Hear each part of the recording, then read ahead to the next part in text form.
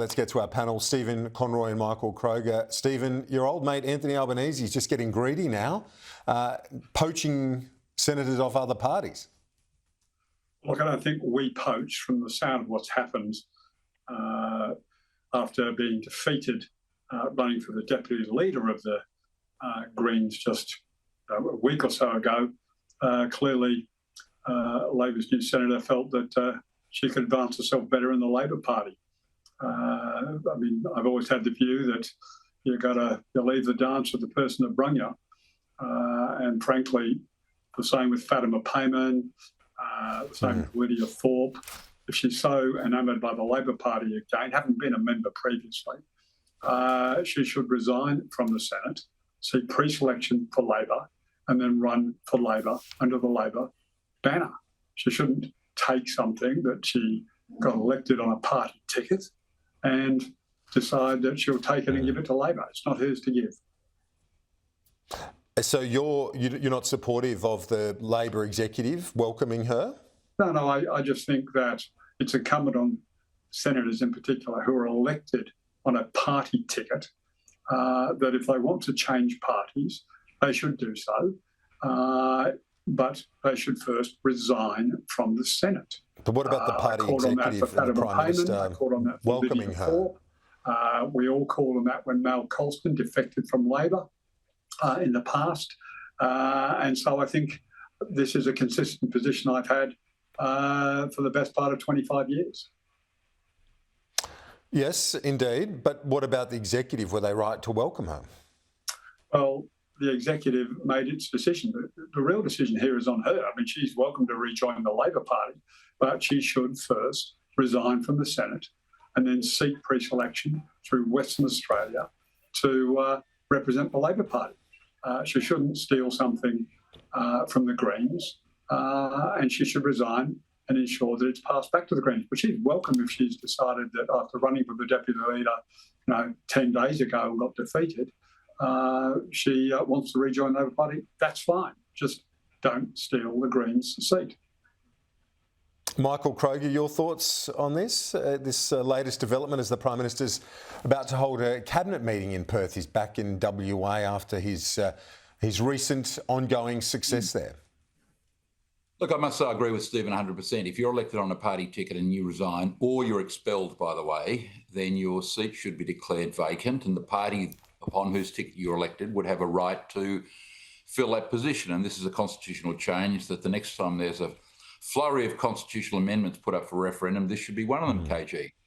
I mean, you can't, and we see this all the time, these rogues, they get elected on these minor parties, they leave, they then run for election themselves, most of them don't get re-elected, but if you get elected on, and it's the same for Liberal or Labor, if you get elected on their tickets, most of these people think they get elected because of their own, extraordinary genius. The truth is they get elected because they're on the party ticket.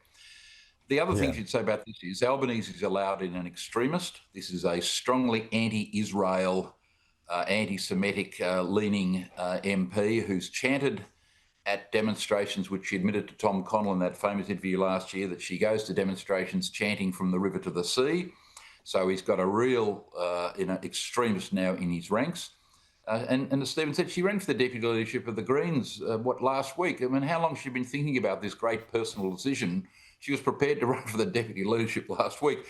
But the Labor Party amazes me. I mean, Stephen brings up Mal Colston. Wasn't it Robert Ray that called him a quisling Quasimodo when he left the Labor Party? They bag Fatima Payman when she leaves the Labor Party. But if you join the Labor Party, that's okay. That's okay. Let's turn our attention to the big question, I think, at the moment for the government and for the Prime Minister as he plans his first meeting with Donald Trump in the next fortnight. It's the demand by Pete Hegseth and the Pentagon and the Trump administration for Australia to up our spending in defence to 3.5% of GDP. It comes at a very important time, Stephen, diplomatically, as the Prime Minister is preparing for that visit to the G7 in Canada next week.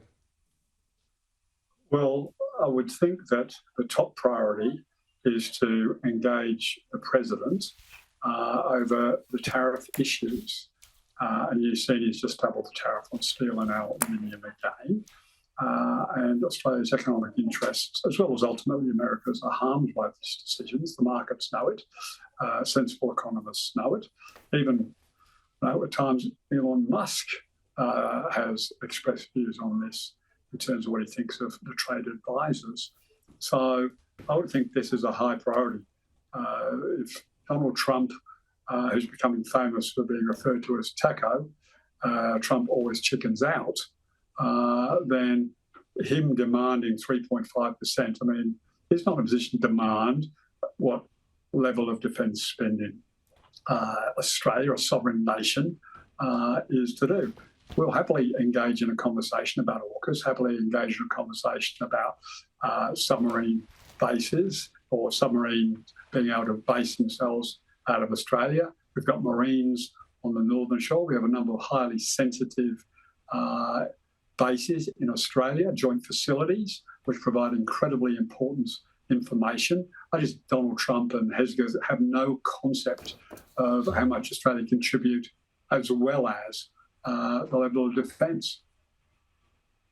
I noted that Kevin Rudd was there alongside Richard Marles for that Hegseth meeting, and important because he's the one who's trying to help the government navigate these rocky waters ahead of the G7 meeting, Michael Kroger. But it's not without risk, not just on the tariff front, but just on the optics front. We've seen what happened with the South African leader and the Ukrainian president as well. They're not shy of having a crack at friends and foe alike.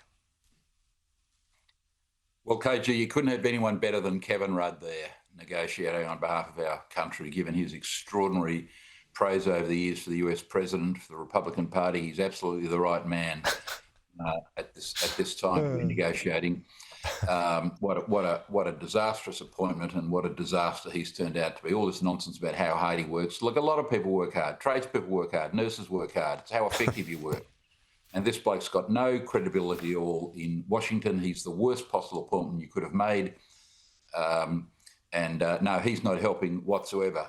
I think from Albanese's point of view, he'd be better to have a meeting on the sides, which was not, photographed too much and not a formal sit down. It'd be much better to have something informal and going to the White House for exactly the reasons you've stated. There's any number of ways that a formal White House office meeting could turn into a catastrophe for Albanese in our country for all the reasons we know. So I would have thought a brief meeting on the sides would be much better optics than getting a whack in the Oval Office, because Trump could make an absolute mess of Albanese if he went there, I think.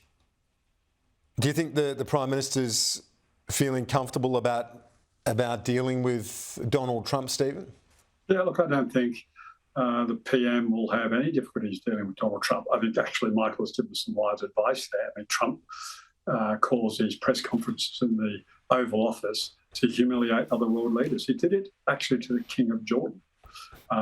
This is just after wanted to turn Gaza Strip into the casino spot of the Mediterranean. He humiliated the King of Jordan. He humiliated Zelensky, or attempted to humiliate Zelensky. And then he just perpetrated a string of lies to the South African Prime Minister. I mean, this bloke has no sense of decency. So I think Michael's advice is wise, and that the Prime Minister should meet on the sides and not fall for the sucker punch now that Trump's engaged with all world leaders to try and get them into the Oval Office, use the stature of the Oval Office to then perpetrate, like that last one with the Prime Minister of South Africa, like he actually perpetrated lies. He puts up photos, not even taken in South Africa. There are a roadside memorial and pretends they're a graveyard. I mean, this is a bloke that's increasingly losing it. So Michael's advice is absolutely right.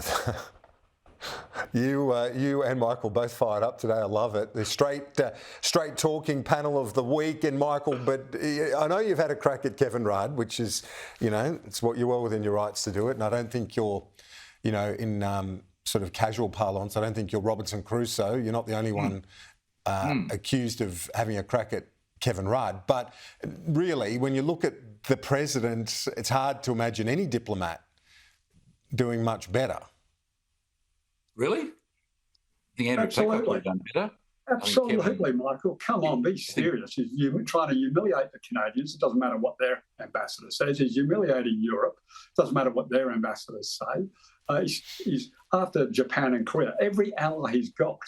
It doesn't matter who their ambassador is. He's on, exporting his MAGA dogma to the rest of the world. And it doesn't matter who the ambassador is. I think it's disappointing, Michael, you continue not back Team Australia. I can't name a single ambassador of any of the 200 countries in the world who have diplomatic representation in Washington. I can't name a single one who has been more critical of Donald Trump than Kevin Rudd.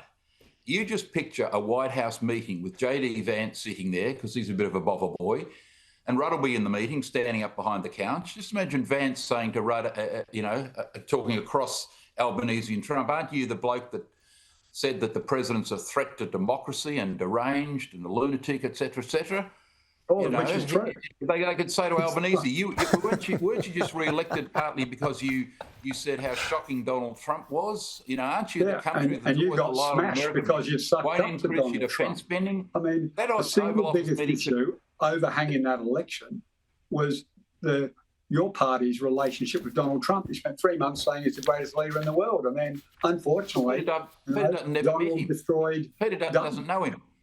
We're talking about Kevin Rudd. Engaging the proposition was, he was singing songs about him back in November.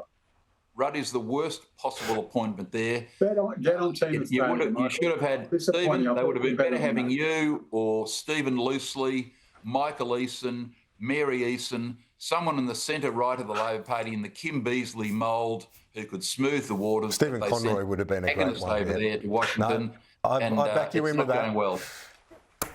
Conroy would have been a wonderful appointment. We can all agree on that one. But I'm not famous Michael, for my Stephen. No, well, you don't always need it, do you, in that role, to be honest. I think you need some straight talking. We always get it with you two, and I love it. Thanks. We'll see you next week.